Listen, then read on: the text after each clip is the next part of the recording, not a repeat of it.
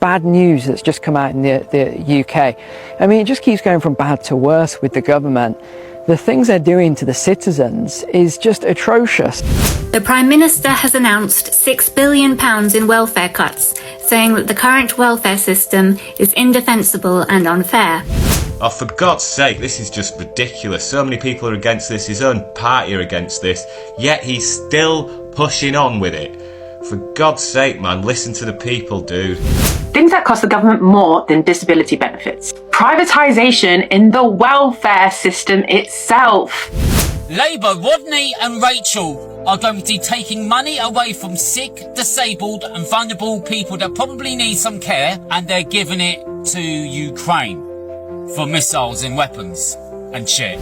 The government spent 2.5 billion on consultants last year, some charging £2.5 per day. That's more than a disabled person receives in an entire month. Stop just getting on the vulnerable people. Mental health, disabilities are a nightmare to live with. Where am I going to go? What's going to happen to me? My condition is not going to go away. It's for the rest of my life. He has targeted the disabled and those with long-term health problems by threatening to overhaul and cut PIP. The system isn't actually broken by accident or by fraud. It's functioning exactly as it was designed. I don't know where this ends. I sometimes just have to turn off my social media and have a day where I'm not looking at things, because I do understand we are trapped in echo chambers. Welcome back to BRITRANTS, where we expose a system that shames the poor while handing tax breaks to the rich. Britain's safety net is being shredded, and the people who need help most are being blamed for the crisis they didn't cause. Universal credit slashed, disability support denied, sanctions for missing appointments, even when you're sick or caring for family. They call it reform, we call it cruelty. Meanwhile, MPs claim expenses for heating their second homes, while families freeze in mouldy flats. Today, we're diving into TikToks from people living this nightmare. And trust me, the rage is real. Hit subscribe if you're tired of the working class being punished for simply surviving. The government's own estimates say 1.3 million people could lose some kind of welfare as a result of this. 250,000, including 50,000 children, could be pushed into relative poverty. We've been speaking to some of those who worry how they are going to be affected, including Anna, who has stage 4 cancer, which she manages with a range of medications which give her debilitating side effects. She can't work and says her PIP allows her to live independently. To have any of that taken away and perhaps to have to rely on food banks, am I going to end up in a situation where I may be sofa surfing or staying at families and friends because I can't afford my rent anymore, can't afford my utilities because my benefits have been cut? Bad news that's just come out in the UK. I mean, it just keeps going from bad to worse with the government. The things they're doing to the citizens is just atrocious. Okay, so their new reform measures they've just announced will see 250,000 citizens, I thought that was a key word, including 50,000 children plunged into poverty. This is according to the government's own figures. The report into the impact of benefit cuts, which is welfare, basically, if you're not from the UK, it's called benefits in the UK here, reveals up to 3.2 million families could lose financial support as a consequence of these changes. This is absolutely shocking. Labour has announced the Universal Credit and Personal Independence Bill is just going to carry on. It's going to continue its plans to cut disability benefits, which campaigners fear will be devastating to many people that do receive these benefits. The Labour government has been slammed for turning its back on thousands of disabled people as it pushes ahead with plans to cut disability benefits, despite many of his own MPs absolutely hating this idea and against it. It has been published in the new parliamentary bill, the Universal Credit and Personal Independent Payment Bill, outlining its proposal for welfare reform, which it hopes will be made law, including some additional protections for those impacted by the cuts to disability benefits. However, ministers remain clear that they plan on moving forward with welfare cuts, which will see more than 3 million people lose out on financial support. MPs are expected to vote on the bill in the coming weeks, and the changes will be expected to be implemented around next year, 2026. Oh, for God's sake, this is just ridiculous. So many people are against this. His own party are against this. Yet he's still pushing on with it. For God's sake, man, listen to the people, dude. Really is absolutely unbelievable. £5 billion worth of cuts are coming to disability and sick benefits within the next couple of weeks.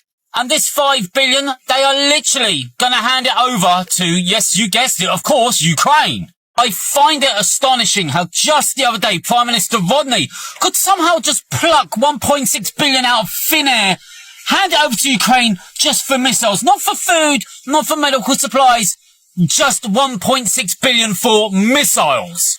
Oh, let me just see that I've actually got this right, because it seems like this can't be true.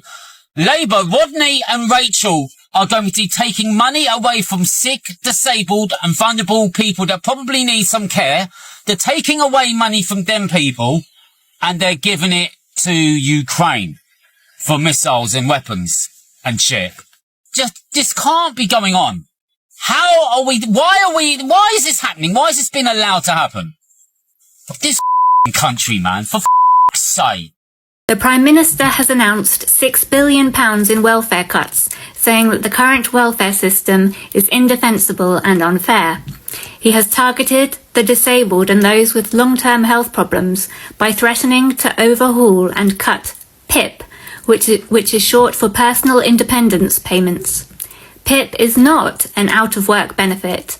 It is a benefit payment that allows disabled people who are still able to work to stay in work. It helps towards the cost of specialist equipment, home adaptations, assistive technology, mobility aids, wheelchair accessible vehicles, carers and more that allow disabled people to keep working. Cutting PIP will therefore force these people out of work, as they will no longer be able to afford the very support that enables them to work. For the percentage of the disabled and sick population who are not fit for work, however, cutting PIP will be even more catastrophic because these payments are used to procure items necessary for our very survival, the cost of medical equipment and items that keep us alive. It is our very survival at stake. Threatening to cut PIP is an act of aggression towards our very existence.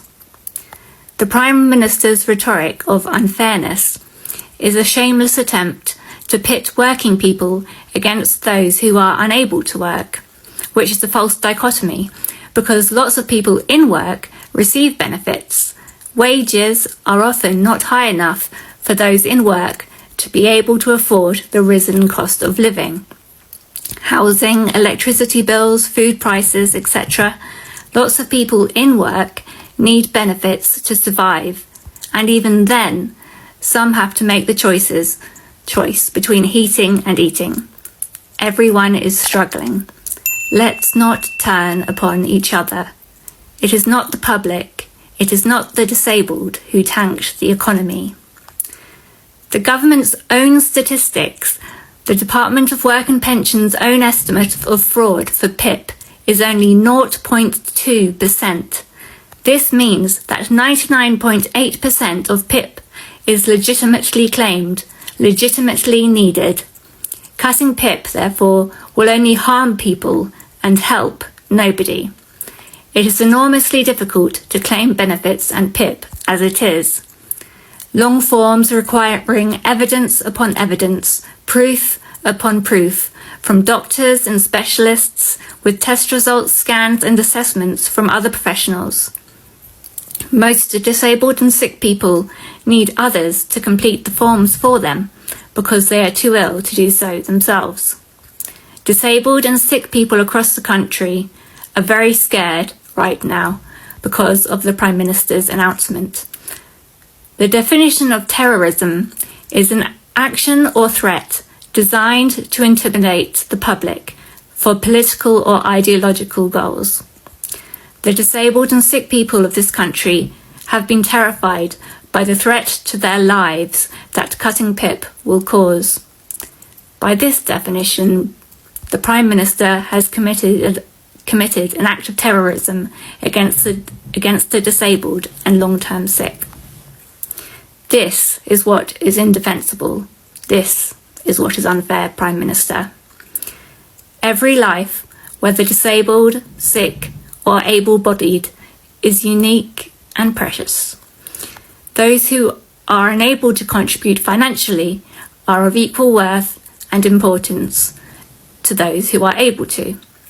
Every life can bring light, life, and love to those around them. Nobody is a burden. Nobody should ever be made to feel like a burden. My dad, who died suddenly and unexpectedly in 2022, who cared for me along with my mum, always used to say that it was his privilege and honour to have me for a daughter. I'm sure the families all over the country feel similarly about their relatives who are sick or disabled. People who have worked very hard to make sure that their loved ones who are suffering from illness never feel like a burden.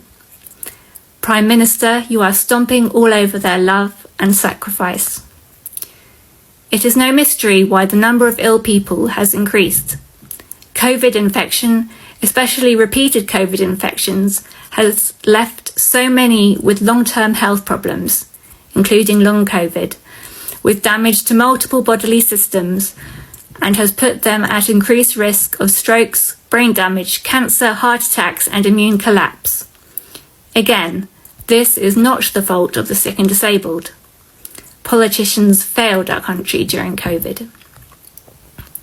Yours is a subtle form of ableism, Prime Minister, because instead of viewing health or ill health as chance, it implies that healthy human beings are superior. It suggests that succumbing to illness is a weakness of character, that the healthy are better and tougher than those people who do get ill. You must be able to see how dangerous and morally abhorrent this view is. That is a dark road to go down. Anybody can become disabled at any time through accident or injury. Anybody, even the fittest and healthiest, can become severely ill in an instant. It could happen to anyone, even you. I would like to think that we are a country that treats others as we would like to be treated ourselves. I encourage you to treat the disabled and ill who are not able to work through no fault of their own how you would like to be treated in the same situation. To everyone else watching, please write to your MP speaking up against these benefit cuts. There is always another way.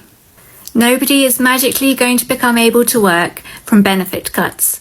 Medical research into diseases is needed to provide effective treatments. Watch this next video. This is the absolute state of our country, and this is what the cutbacks to disability allowance is doing to real people in this country. It really saddens me. I don't know what the answer is. I'm sure the government will say, there are certain reasons why they've got to do what they're doing. But this is the impact that it's having on real people, real life people. I opened up, I don't know what it was, something today, and somebody had sent me this video and said, have a look at this, Nick. This is the absolute state of where we're at. Let me show you. Hi, I'm just having a sit down. I've been to the dentist. I need to have a crown fitted on my broken tooth. It's going to cost £320. That's more than 1 month's PIP. That's a lot of money. Under the new PIP proposals, I will lose my PIP altogether. There's absolutely no way I'll be able to afford things like NHS dentistry. And unfortunately, that's the sad reality of what's going on right now in what was once Great Britain. You're having people that are no longer able to afford things like root fillings, crowns, fillings on their teeth on the NHS. I don't know where this ends. I sometimes just have to turn off my social media and have a day where I'm not looking at things, because I do understand we are trapped in echo chambers, and maybe for every one of those people like you've just watched or listened to, there are 100 people that are going to benefit from it. I don't know. But surely There's got to be a better way than this. I really don't know what the answer is.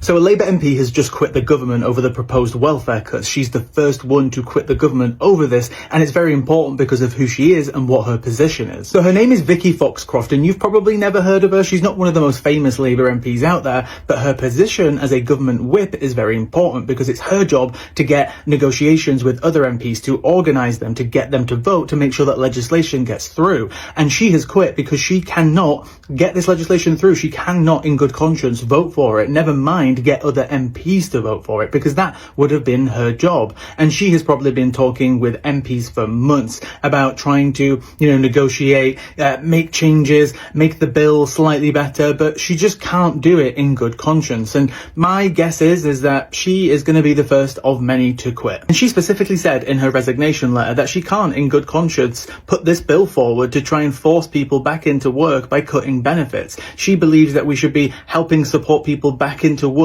by incentivizing them, by helping them more, by giving them more resources. And now she's quit, and probably more are going to follow. So it's going to be a big day for a lot of people out there today when the government come out and show all these benefit cuts and everything. I think it's going to make a lot of people very worried, and it's going to make hard times even worse for a lot of people. Now, it's not a nice subject. It's, let me get this straight. I actually agree that, yes, the benefit system needs to be looked at. It needs to be seen as who's getting what and what benefits are getting in. Because, to be honest with you, speaking to a lot of people, there's a lot of benefits out there that people are claiming that are not even in this country. Now, how can that, be liable? So that needs to be looked at first. Stop just getting on the vulnerable people. Mental health, disabilities are a nightmare to live with. Now, I live with that. I have a disability. I have to medicate myself quite regular. It forces me sometimes to be absolutely inoperable. I can't walk, can't talk, can't do anything. And it's not a nice thing to live with. Now, to be told that I'm going to have to, not have a benefit that helps me quite drastically. And trust me, I'm not talking loads of money. I'm talking just quite a small little bit of money that I get. But it helps me a lot. And it puts that little bit of security in my head. Now that's going to go. Where am I going to go? What's going to happen to me? My condition is not going to go away. It's for the rest of my life. And I can't do anything about that. I've just got to carry on taking the medication. But I just think people have missed a trick as well, because also on the news, credit cards from the government, issued by the government, have been frozen today because of £675 million overspend. And that is on wasteful things. That's not on productive things, that's on wasteful things.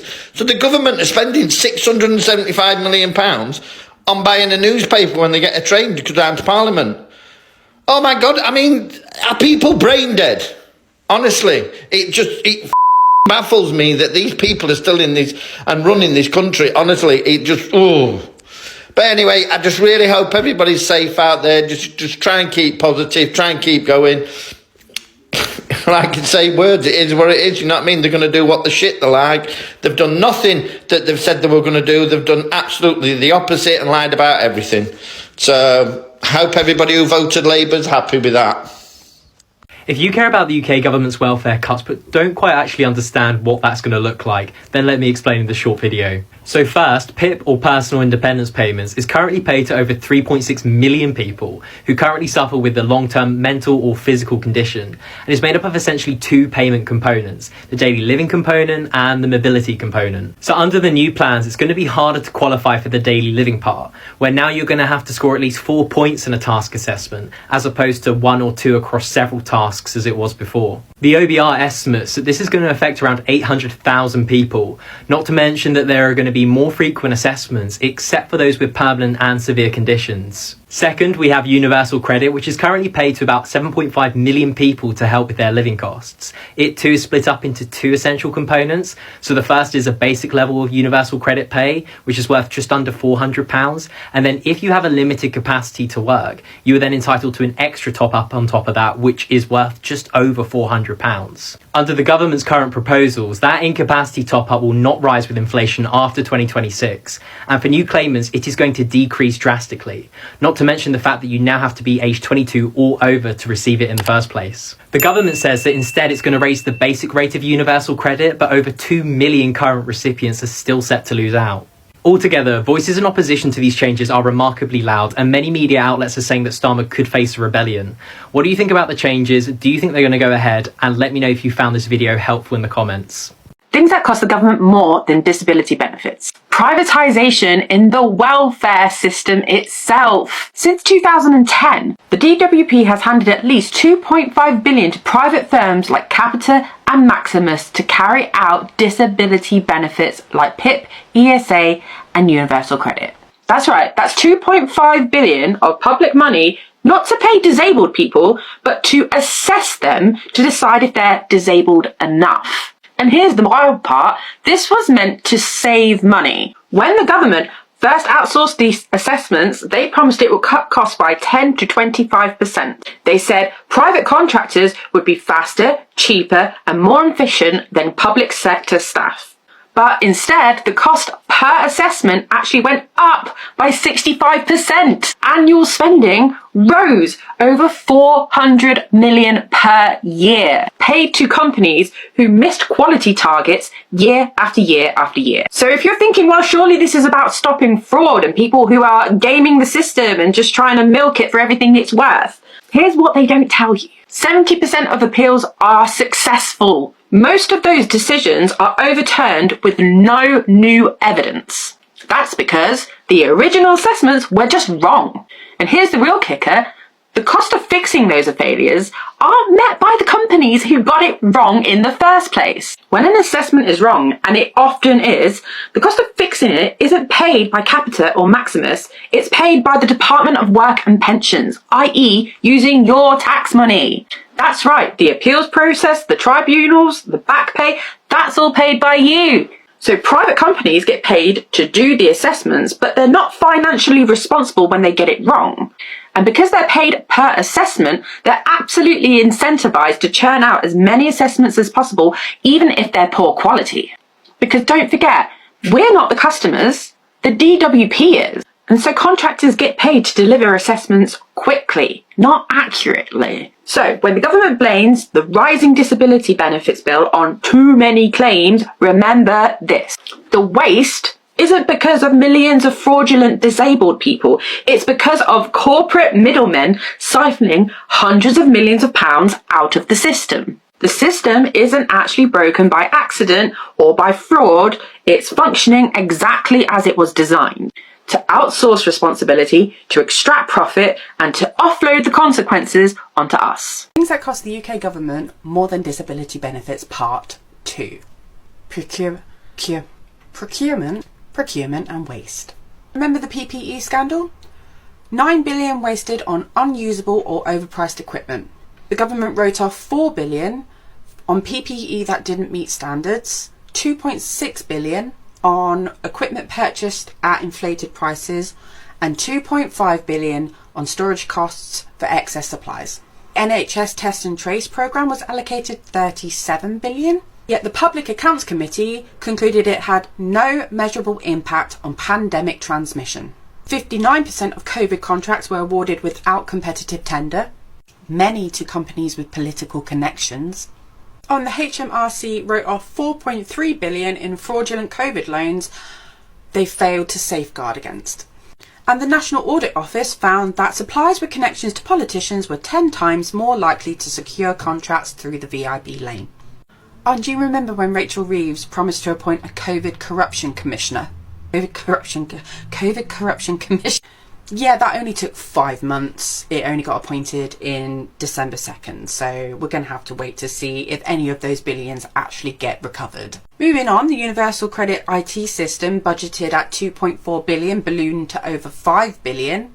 The government spent 2.5 billion on consultants last year, some charging $2.5 per day. That's more than a disabled person receives in an entire month. HS2 was originally estimated at 33 billion. Projections are over 100 billion before the recent cancellations. The government spent 1.5 billion on a failed border IT system called Digital Services at the Border. That one's working well, isn't it? The MOD wasted 13 billion on failed equipment projects over the last decade. Ministry of Justice wasted 98 million on a case management system they abandoned. The Home Office spent 738 million on its Rwanda asylum plan. And my question is, do the facts speak for themselves? And just finally, a massive thank you to everybody who liked and followed and commented on my last video, first one on my account, which has kind of blown up a little bit. So I'm really, really grateful. I really wasn't expecting such a huge response. So I'm really glad to make part 2 and hit follow for part 3. So, the government just published its new welfare bill today, June the 18th, 2025. They're saying it's about protecting the most vulnerable and boosting incomes, but let's unpack this from a mental health perspective, because the reality for many could be very different. The government states that since the pandemic, personal independence payment, or PIP, awards have doubled, now at 34,000 a month. That's around 1,000 people signing on every single day. A huge chunk of this surge, they say, is due to anxiety and depression claims, which have more than tripled. Their narrative, costs are spiralling and the system is broken because it encourages sickness. Now, they claim this bill will put robust protections in place. For example, 200,000 people with the most severe lifelong conditions will be protected from future reassessments for universal credit. And this sounds like peace of mind, right? But here's where we need to dig deeper. For everyone else impacted by PIP changes, there's a 13-week transitional payment. Just 13 weeks to adapt, access new support and plan for their future once their entitlement ends. Think about that for someone managing severe anxiety, chronic depression or complex trauma. 13 weeks, it's not a safety net, it's a tightrope over a chasm. The mental health and well-being strategy from the Welsh Government, published today, highlights that poor mental health is often underpinned by wider social and welfare issues like money, jobs, housing and bereavement. Taking away financial support, even with a transitional period, can directly exacerbate these issues, pushing people into deeper crisis, not out of it. The government has also invested £1 billion in employment support, aiming to get more people with health conditions back into work. And they're introducing a right to try guarantee, so try and work won't immediately trigger a reassessment. These sound positive on the surface. However, the Welsh Government's own mental health strategy, also published today, aims for seamless mental health services, guided to the right support first time, without delay. But if core financial support is cut and people truly ready to engage with employment programs, or will they be too overwhelmed, too unwell and too concerned about basic survival? This strategy also talks about no wrong door approach to mental health. But we know from experience, and even their own document acknowledges, that people often feel bounced between services or told they've come to the wrong place. Financial precarity only makes navigating the system harder. To suggest the current system encourages sickness for things like anxiety and depression misses a fundamental point. Mental health is a basic human right, and mental health conditions affect emotions, thinking and behaviour, and physically have changes. They significantly interfere with daily living. That's not a lifestyle or a choice. The government's strategy itself highlights intersectionality, how factors like poverty, disability and age combine to create unique challenges that impact mental health. Punishing people already at this intersection can have devastating, irreversible effects. This isn't just about numbers, it's about lives. It's about recognising that true mental health support requires compassion, not guts. Demand better from your representatives. Educate yourself on what these changes truly mean. And good luck. I think we're all going to need it. The government has announced new support today for people who are set to lose their benefits as part of these welfare reforms, but it seems as if there's still going to be pretty significant rebellion from within the Labour Party. The government has announced today that people who are set to lose their PIP payments and also universal credit payments as a result of these big changes that they're making will have a 13-week grace period to essentially tie them over. Now, they've said that also they're going to be changing the universal credit support, so more families will be eligible, and around 200,000 people who have the most significant and severe disabilities and kind of lifelong disabilities won't have to keep applying for these benefits.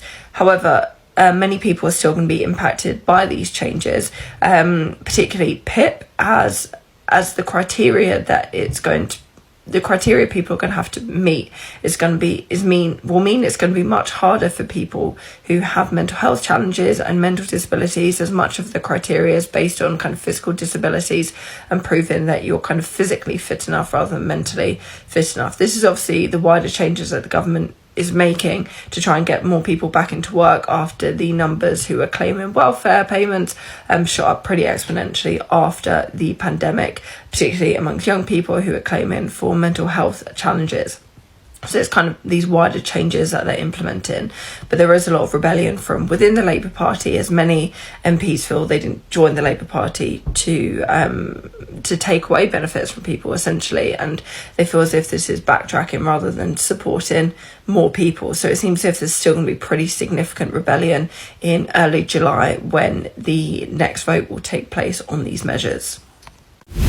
Let's get one thing straight. Needing help doesn't make you lazy. This country's built on working people, carers, parents, pensioners, the very same people these cuts are now crushing. It's not about scroungers, it's about priorities. They'll always find money for war, consultants, and royal yachts. But when it comes to helping our own, suddenly we're broke. Drop your story in the comments. Subscribe if you're tired of the lies, the cuts, and the cruelty. Britain should be better than this, and we won't stop calling it out.